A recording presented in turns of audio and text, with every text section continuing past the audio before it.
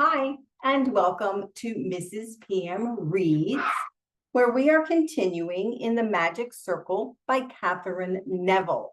And while I'm holding my board, and I often forget at the end of the video, I'm going to remind you, if you are enjoying the story and you don't want to miss the next video, go ahead and hit the subscribe button. It's free to subscribe.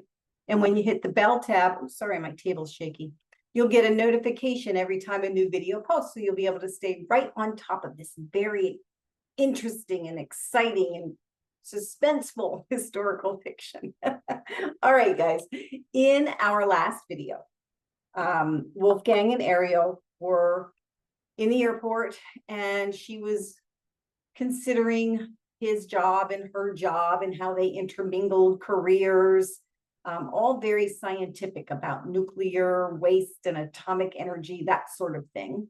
And then she is remembering her time in Vienna as a child when her uncle Lav explained to her in great detail what her grandmother Pandora believed about the Greek god Dionysus or the Roman god Bacchus, either one. Both. They talked about both. And a time when she bit some opera singer, which is pretty funny. Anyway, so she had remembered, perhaps, and wondered. He had told her that if you called on Dionysus in the right time, in the proper way, or whatever, he would come. So she is wondering, I wonder if now's the time to do that. And that's where we pick it up. Maybe I wasn't sure about the critical time, but by lunchtime, I had a pretty clear idea where the critical place was located. It was back in the USSR, in a region commonly referred to as the Yellow Steppe. In the geography books, it was known as Central Asia. To hear Lars Benish tell it, as he and his colleagues did tell it, locked with us in an IAEA conference room for our brief, in quotes, multiple hours of briefing, it was one of the most mysterious and volatile regions of the world. This slice of the globe we were talking about, displayed on a 4-color map on a nearby wall, included the Soviet republics of Turkmenistan, Tajikistan, Uzbekistan, Kyrgyzstan, and Kazakhstan, a group that together possessed some of the world's highest mountains, a recent record of polycultural and religious ferment, and an ancient history of intertribal warfare and violence. Right up her alley, right? They possessed some noteworthy neighbors, too. Those just across the fence included China, a member of the League of Big Five weapons-wielding nukes. Also India, a nation that claimed it possessed no nuclear weapons, but had only exploded a peaceful device a few years back. Not to mention Pakistan, Afghanistan, Iran, a trio I'm sure would have been delighted to join the club.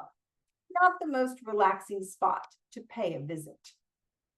The item most crucial to the future of humanity was also the International Atomic Energy Agency's chief mission, ensuring that weapons-grade materials weren't diverted toward proliferation or more bombs in the hands of ever more countries. It hadn't occurred to me until our briefing that this was a goal that could never be achieved by the IAEA, even with the full support of the United States and all our allies.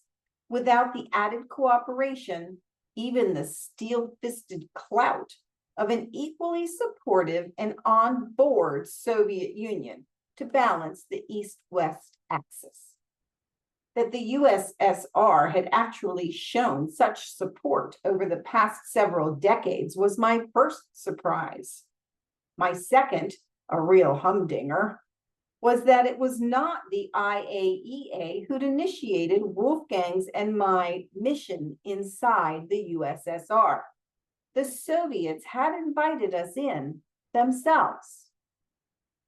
It's true that in recent years, especially in the wake of a catastrophe of Chernobyl's magnitude, the Russians might have grown a bit more mellow about outside intervention from folks like the IAEA.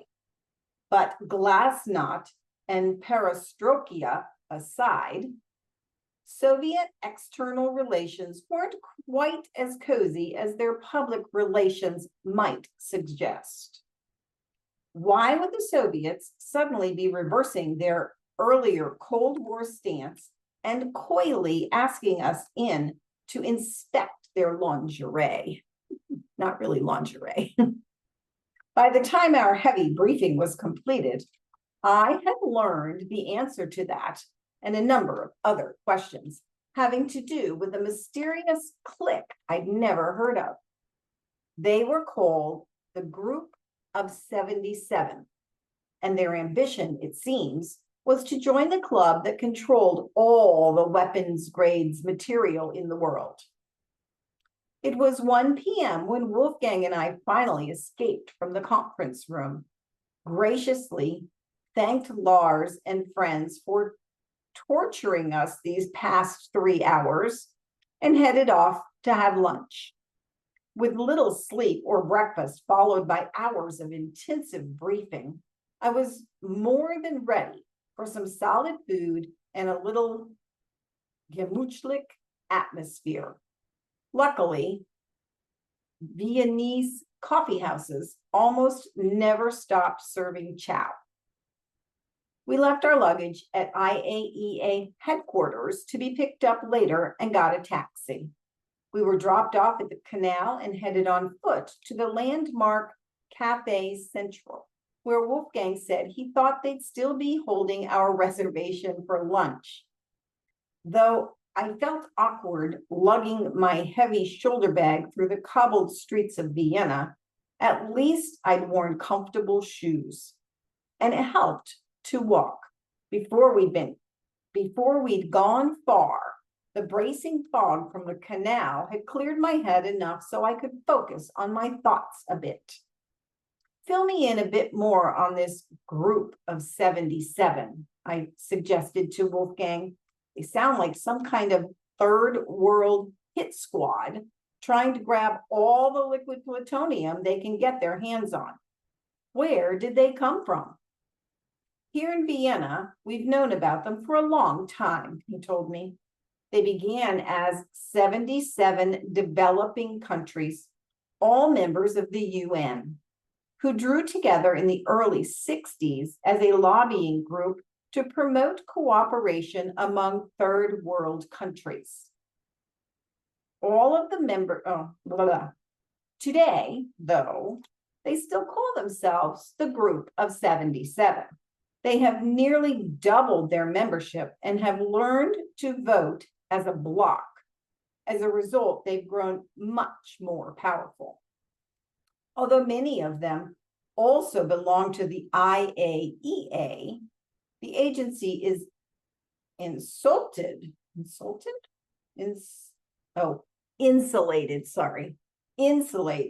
from special interest groups by the fact that its board members mainly come from highly industrialized nuclear nations who remain prudent about with whom to share or not share atomic expertise.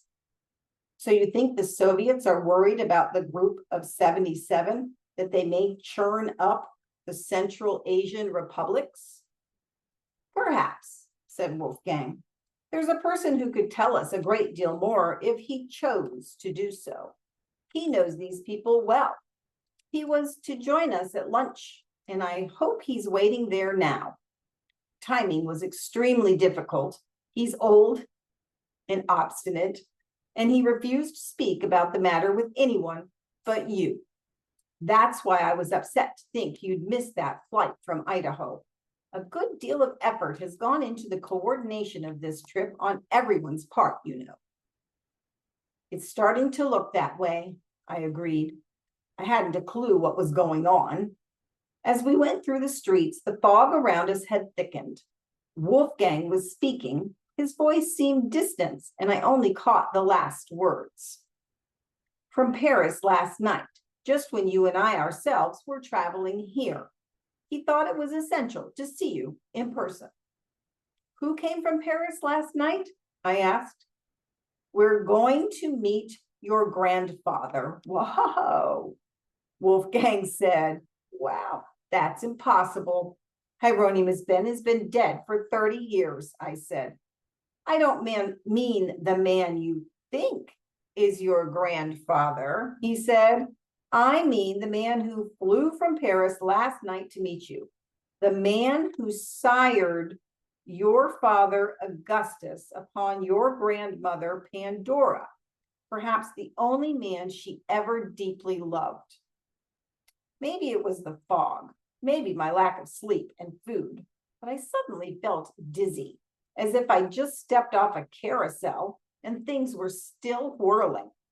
Wolfgang put his hand beneath my arm as if to steady me, but his voice went on. I wasn't sure how much to say earlier, but this was the real reason I came to Idaho to find you, he told me. As I explained that first day on the mountain, the documents you are heir to must not fall into the wrong hands. The man we're about to meet knows much of the mystery behind them. But first, I thought I must prepare you, for you might be, well, there's something about him that's hard to describe, but I'll try. He seems like an ancient figure possessed of magical powers, like a magus of sorts. But perhaps you already suspect who it is, this grandfather of yours. His name is Dacian Bassarides. Oh, and that's the end of the book, and we're at 12 minutes. I think that's going to be a good stopping spot. So, the confusion and mystery continues. I hope you have a wonderful day, and I will see you next time.